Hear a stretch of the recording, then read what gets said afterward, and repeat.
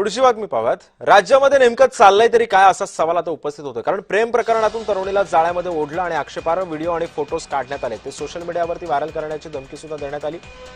40 गावातील तरुणीने ब्लॅकमेल प्रकरणामध्ये नवे तपशील सध्या समोर येतात. पीडितेकडून आरोपीनं तब्बल 8 लाखांची वसुली केली. यश महेंद्र जैन असं या आरोपीचं नाव असून आरोपीच्या मोबाईलमध्ये इतर आक्षेपार्ह व्हिडिओ सुद्धा आढळून आले. जळगाव पोलीस अधीक्षकांची ही माहिती आहे. चाळीसगाव शहर पोलीस स्टेशनमध्ये आपण काल एक गुन्हा दाखल केलेला आहे. त्याच्यामध्ये एक एबीसी जी पीडित होती तिच्या ओळखीतलाच एक आरोपी आहे यश महेंद्र जैन.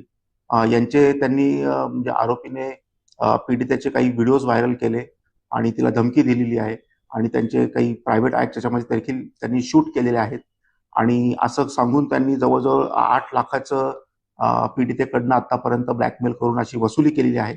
तर त्याच्यामध्ये आरोपीला आपण अटक केलेली आहे. त्याच्याकडे जेवढे मोबाईल वगैरे होते ते देखील आपण जप्त केले.